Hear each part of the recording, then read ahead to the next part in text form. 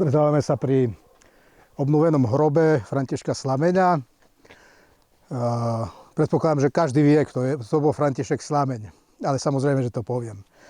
Bol to jeden z dvoch zavraždených poslancov partizánmi. Dobre, Martin, hovorím? Dobre. Takže jeden z dvoch. Druhý bol Anton Šalát. No a ako iste vieme, sa tu poznáme, tak tá rovina partizánskeho vyčínania nás de facto spája v negatívnom slova zmysle. Ale na druhej strane v pozitívnom slova zmysle nás spája tiež. A to práve pri tom, že sa snažíme obnoviť nejakú pamiatku alebo nejak pozdvihnúť tú pamiatku na povraždených partizánskymi zločincami, ako aj povstaleckými zločincami. My dobre vieme, že celý ten komplot zvaný Slovenské národné povstanie, že nebolo ani slovenským, ani národným. A ostro sa voči tomu vymedzujeme.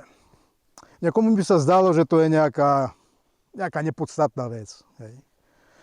Ale naopak. Ono to je veľmi podstatná vec z toho dôvodu, že práve tam sa kreoval ten povojnový poriadok, ktorý zrušil rezom všetkých našich najlepších ľudí, všetky naše inštitúcie, všetko to, čo bolo autonomistickým hnutím vybudované.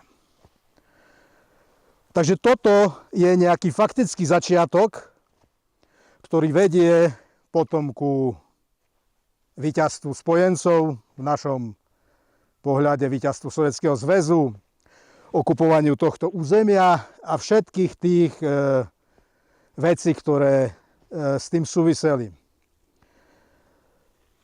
Takže to je ten celý leitmotív, že títo ľudia povraždení tými partizánmi sú takým tým začiatkom. A my sa preto musíme vrátiť na ten začiatok, ten taký faktický začiatok. Lebo ako vieme, myšlienkové prúdy tam boli, samozrejme. Oni zohrávali prv tú rolu, ten odboj československý, komunistický.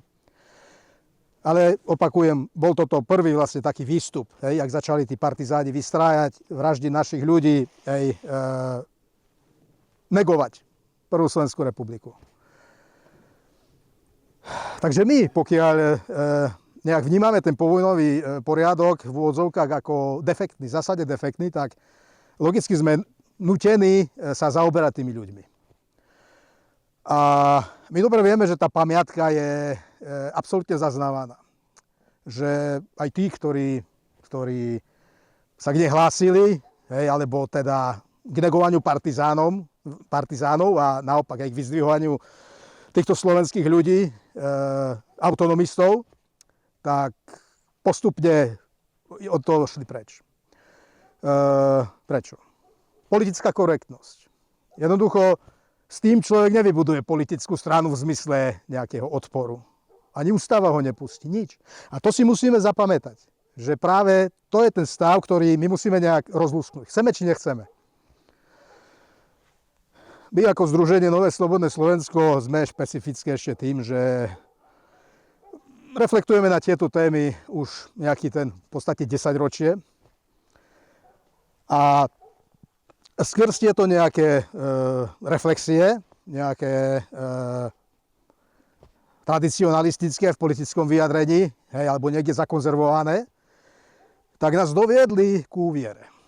Štandardne je to opačne, hej, že aj títo ľudia, aj tí ľudáci, hej, oni tam všetci v podstate boli veriaci, hej, i agrárnici, hej, boli veriaci, hej, aj proste z tých ďalších politických strán z SNS, čo?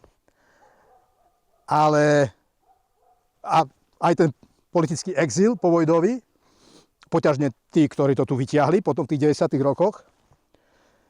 Lenže nikde nie je bádať ten prvok, o ktorom ja hovorím. že my sme skrz tých našich najlepších ľudí, ktorí nesú myšlienky, ktorí zomreli za tie svoje myšlienky, za tie životodárne, autonomistické, tak oni nám dali ten zásadný impuls ku viere. A ku nehodziakej viere. To už potom neskôr odznieje, tak buď ešte už tu teraz môj porečník niečo načrtne, alebo potom na prednáške. Takže úvodom si pustíme prvú slovenskú našu hymnu, aby som nezabudol. Máme tu aj krv Ujafera, a to je jeho neter, ktorá žije tu v Hornej Lehote a s ktorou sme si dobre porozumeli, čo ja ako veľmi oceňujem, až by som povedal na tej takej vyššej úrovni, hej, som rád. S tým, že ona nám aj tiež veľmi promptne poskytla tento portrét Ujafera, hej, čož je ako nezohnateľná vec. Hej. A ako sme tu chodili budovať ten pomník a tak ďalej, tak viac menej šlo nám to tak ku srdcu viac. Hej. Lebo človek niečo rozbije, niečo postaví, ale to je vyslovene srdcová vec. Hej. Nechcem skoznúť do úplných nejakých emocionálnych záležitostí, ale skutočne dali sme do toho srdce. Hej. A sme veľmi vďační Bohu, že chod s amatérskou prácou, hej, nejak sme sa prezentovali, ale výrazne nám pomohol. Hej, teda zásadne nám pomohol.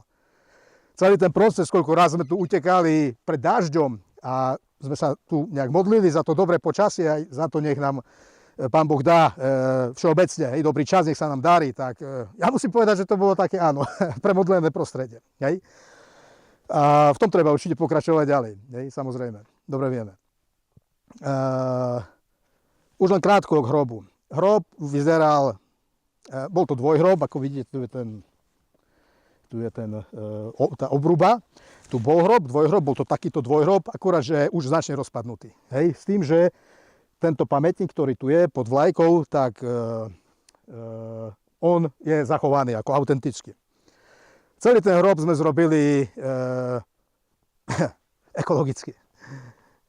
Všetko, čo sme použili, všetky kamene, ktoré sa tu zničili, teda ten celý hrob, ktorý tu vidíte, takýto, čo bol, tak všetko je dnuka. Všetko je dnuka. Ani pol kameňa sme nevyniesli. Akurát hlinu sme vyniesli. Čiže v tom zmysle by som povedal aj, je to dobré. Hej? Ako kopiť bordel, ako proste sa tým zaoberať, samozrejme dávať peniaze zbytočné, nezmyselné. Je to ťažká improvizácia, ale s Pánom Bohom, hovorím, sme to takto zmakli. Už len jednu vec vám poviem. Ten korpus s krížom pochádza z Košického cintorína. Korpus som našiel asi pred 3 rokmi. Idem, hop, Ježiško. Idem, vyhodený. Hej. A začali sme sa zaoberať obnovom hrobu a hovorím si, skade kríž, ne? Že tá kríž, hej. Tak treba nám kríž. Ne? No, bol som na Košickom cintoríne a to je vyslovene záležitosť možno, čo ja viem, minúty. Ja som do minúty ten kríž našiel. Ja ten kríž, ten z tých jaklov, on bol šmarený na zemi. Nemôžeme tu rozprávať o nejakých, hej, akože náhodách, alebo čo. Oni ani neexistujú na druhej strane, ale takáto je tá genéza. Čiže, čo ja viem, tenký je, malý, alebo čo, ale je nám od Boha daný. Hej. Podobne ten korpus. Hej. Pustím hymnu, potom pôjdu rečníci.